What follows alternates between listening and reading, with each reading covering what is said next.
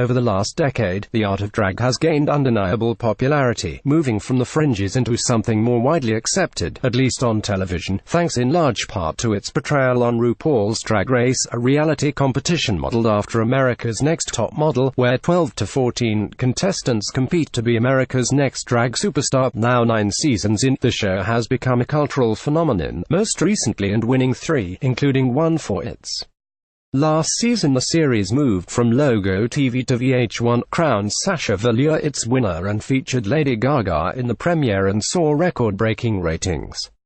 It opened to 987,000 viewers and, according to Nielsen Media Research, saw a 108% increase in audience size from Season 8, with 49% of the Season 9 being female, a noted shift from the show's predominantly gay male audience.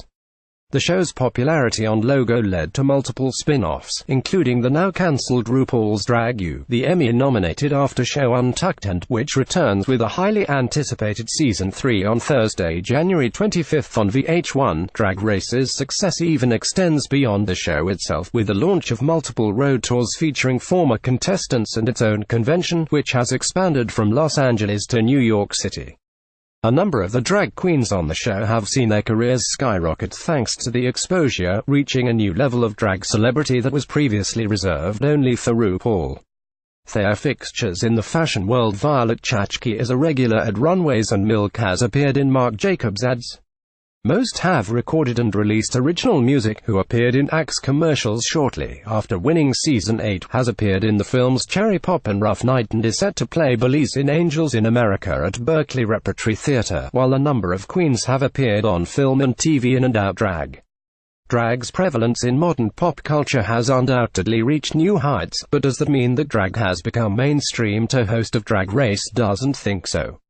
RuPaul, a legendary drag performer who rose to worldwide fame in the 90s with the hit song Supermodel You Better Work and his own VH1 talk show, saw his popularity reach zeitgeist levels with the launch of the reality competition. Today, even though his fame has rocketed him to the cover of and into the pages of and as well as recurring roles on Netflix Girl Boss and Broad City, he believes that drag is an underappreciated art form. Our show is popular with some people, but it's still underground, honestly. Drag will never be mainstream because it threatens the status quo. That's something HES reiterated again and again, in subsequent interviews with and Vanity Fair. RuPaul certainly has a point. The very nature of drag is rooted in the subversion of cultural norms.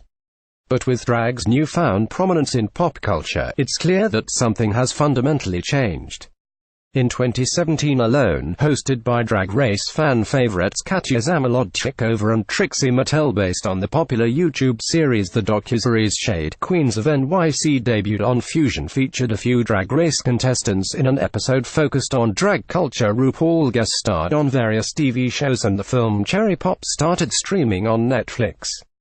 And that's not to mention the current cycle of America's Next Top Model, which will feature a crossover episode with former Drag Race contestants The Pose, which will explore the 1980s ball scene, set to debut on FX this summer, and the series J.J. Abrams is developing with RuPaul based on the performer's early drag days.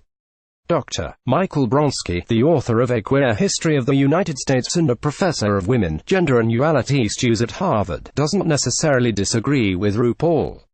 But he argues that it's not as simple as being mainstream or not mainstream. There are multiple mainstream cultures that overlap, that coexist in some tension with one another, he tells ET.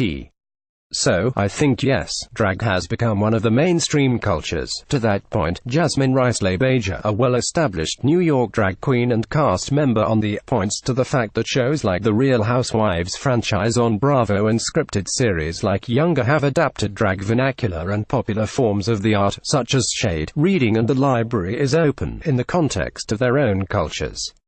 That all comes from LGBTQ culture and the ballroom culture, she explains. I think what people have decided to do is actually give credit to those who deserve to be credited. In fact, drag or its various forms has always been a staple in popular culture, often seen in sillier portrayals by mostly straight actors, as in Tootsie. To Wong Fu, Thanks for Everything, Julie Newmar and The Birdcage. But now, its place on screen has become more expansive and nuanced, with shows like Pose casting transgender actors to bring authenticity to the Vogue and ball culture, previously most visibly seen in the 1991 documentary Paris is Burning. On a Season 2 episode of Good Behavior, co-creator and executive producer Chad Hodges wanted to include a story set in a drag club not only to further explore the show's main character Letty, a con artist played by Michelle Dockery, but to give a new form of exposure to the drag community. "I think exposure is only a good thing when things have become more tolerated and people are interested in a subculture and want to know more about it," he says.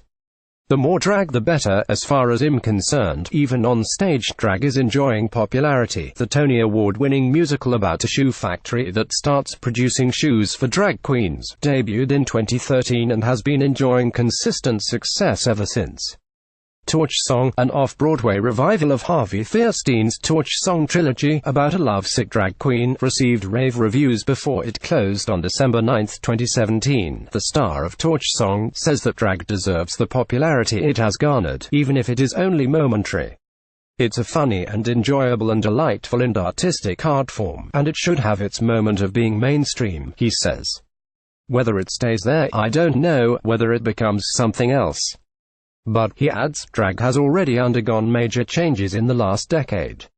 If you look at the kind of drag Harvey Fierstein was doing in the 70s versus what we're doing now, it's very different. That was performance art, avant-garde, and then it became music-based and comedy-based, and now there are some that are going avant-garde again." Bronski says that drag can trace its roots decades into the past, when female impersonation was a popular form of entertainment in the American vaudeville theaters of the 1920s. One of the stars of the American vaudeville age, Julian Eltinge, was renowned around the world for his success as a female impersonator. He even had a Broadway theater named after him. But Bronski notes that there was one fundamental problem: Eltinge was not allowed to be open about his duality. He was most probably gay and totally hid that, and kept on putting out rumors that he was secretly married, that he beat somebody up in a bar, that he smoked cigars. Bronski says he was very popular, but he couldn't be openly gay because that would be a violation of some social norms. That idea has changed, Bronski contends, but not entirely. While people are much more comfortable with homoality today, there is still a serious stigma regarding gender in modern society. American people across the board are far more comfortable with the notion that you can play around with gender, just as long as it's entertainment, he says.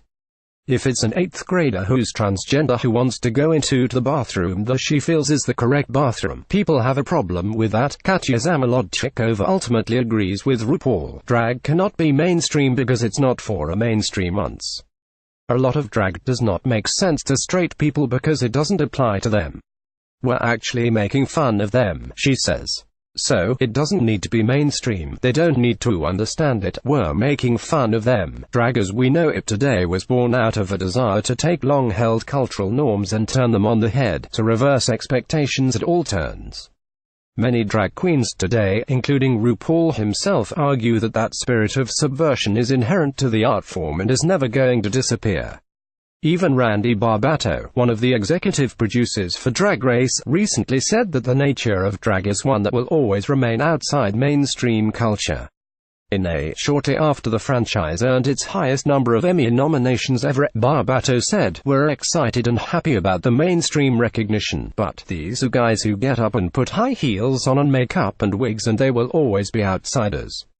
While the recognition shines a light on their artistry, they are always going to be fringe artists." However, Barbato and the World of Wonder team seemingly reversed that view when it announced the production of a new film, Drag Queens on a Plane, and the upcoming launch of Drag Race Thailand. "We have seen an overwhelming global demand for scripted and unscripted content illuminating the stories within drag culture," World of Wonder co-founders Fenton Bailey and Barbato said in a statement to ET.